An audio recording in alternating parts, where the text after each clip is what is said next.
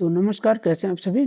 तो आज की वीडियो में हम लोग देखने वाले हैं कि रेलवे के एप्लीकेशन फॉर्म भरते टाइम पर अगर हमारा पेमेंट टर्मिनेट हो गया या किसी कारणवश हमारा पेमेंट कंप्लीट नहीं हुआ, हम उसको पुनः पेमेंट कैसे कर सकते हैं? या फिर मान लीजिए हमने क्या किया, एप्लीकेशन फॉर्म भरा, सारा डॉक्यूमेंट सेव कर दिया, उसके बाद हम पेमेंट करना भूल गए या फिर हमारा पेमेंट रिजेक्ट हो गया, हम अपना कैसे उसको ट्रैक कर सकते हैं? ये सब पूरा इस वीडियो में हम लोग देखने वाले हैं। ठीक है, तो आप लोग वीडियो में लास्ट तक बने रहिएगा।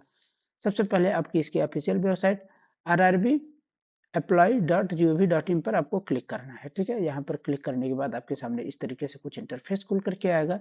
यहाँ पर अप्लाई वाले ऑप्शन पर जाना है। यहाँ पर अगर आप नए मतलब नए तरीके से आप लॉगिन कर रहे हैं, यानी आप अभी तक अकाउंट नहीं बनाए, तो सबसे पहले आपको अकाउंट बनाना पड़ेगा। लेकिन आपका मैं जैसे बात कर रहा हूँ पेमेंट के बारे में, तो पेमेंट हो रहा है, इसका मतलब आपने अकाउंट बना चुका होगा, लॉगिन कर चुका होगा और अपना फोटो अपलोड कर चुका होगा। सब कुछ अपलोड करने के बाद होता है पेमेंट। तो I have already an account पर क्लिक करना है। यहाँ पर दो ऑप्शन मिलते हैं आपको। एक आधार कार्ड से लॉगिन करने के लिए, एक बोलता है कि आरआरबी के अकाउंट से। हम कर लेते हैं आरआरबी के अकाउंट से। यहाँ आधार से भी हम कर सकते हैं। आरआरबी के अकाउंट पर जैसे हम लोग गए, तो यहाँ पर हमसे जानकारी मांगी जा रही है, अपना मोबाइल नंबर दो और ईमेल आईडी दे दो और यहाँ पर अपना पासवर्ड डाल दो। तो हमने क्या कर लिया, यहाँ पर अपना मोबाइल नंबर मान लो डाल दिया।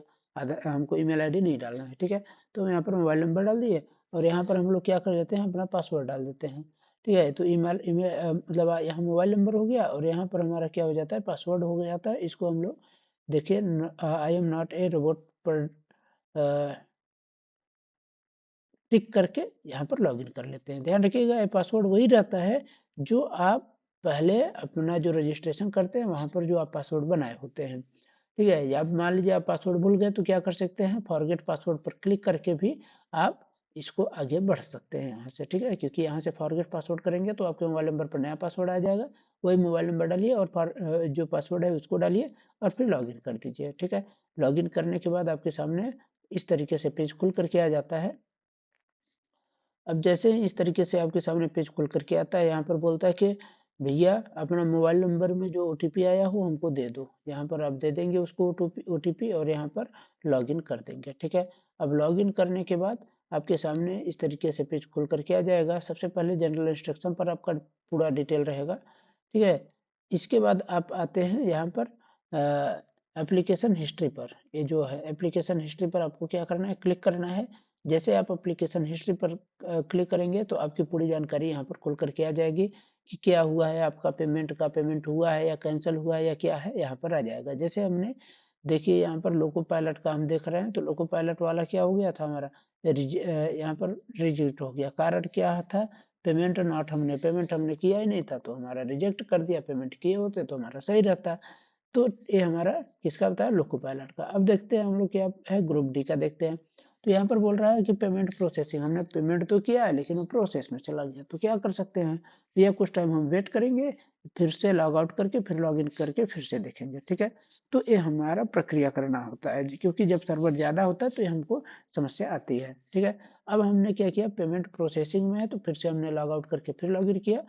अब लॉग इन करने के बाद हमारे जैसे यहाँ पर पेमेंट का ऑप्शन आएगा, ये पे नाउ वाला खुलना चाहिए। ठीक है, अब हमारा जब पे नाउ का जब भी हमको ऑप्शन खुलेगा तो हम यहाँ पे नाउ वाले पर क्लिक करेंगे। यहाँ पर वेरीफाई का दे रहा है लेकिन हमको पे नाउ वाले पर, ये जैसे वेरीफाई वाला दिख रहा है वैसे पे नाउ वाला दिखेगा।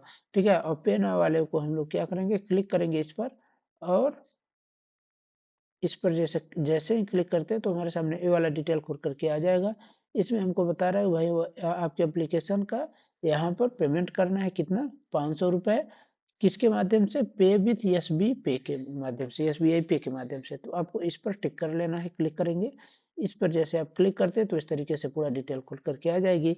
यहाँ पर पेमेंट मेथड पूछ रहा है, पेमेंट का डिटेल कि डेबिट कार्ड के या क्रेडिट कार्ड से करेंगे, एसबीआई के कोऑपरेट क्रेडिट कार्ड से करेंगे या इंटरनेट बैंकिंग के माध्यम से या फिर यूपीआई के माध्यम से। ठीक है, हमने क्या किया भैया, यूपीआई से हम करेंगे क्योंकि हमारे लिए सबसे आसान यही है, तो यूपीआई का हम यूज कर सकते हैं। ठीक है, यूपीआई का करने के बाद जब जाएंगे आप यूपीआई पर, तो यहाँ पर दो ऑप्शन मिलता है, यूपीआई आईडी से करिए या फिर क्यूआर कोड से करिए।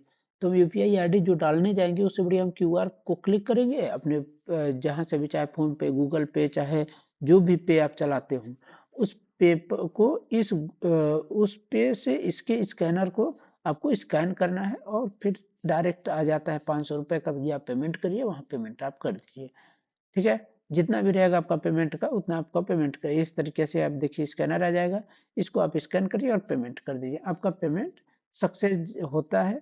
ठीक है, और सक्सेस जैसे हो जाएगा तो फिर आप दोबारा जाएंगे। कभी कभी क्या होता है कि भैया सक्सेस होने के बाद भी हमको कुछ नहीं दिखाई देता, तो हमको लगता है अरे हमारा पैसा तो डूब गया, लेकिन अगर आपका सक्सेस हो चुका है तो आप जाएंगे फिर से यहीं पर खोलेंगे एप्लीकेशन हिस्ट्री में, तो आपका जो ये मान लीजिए जो आप एप्लीकेशन फॉर्म भरे हैं, तो यहाँ पर पेमेंट कंप्लीटेड का ऑप्शन दिखाई देना चाहिए।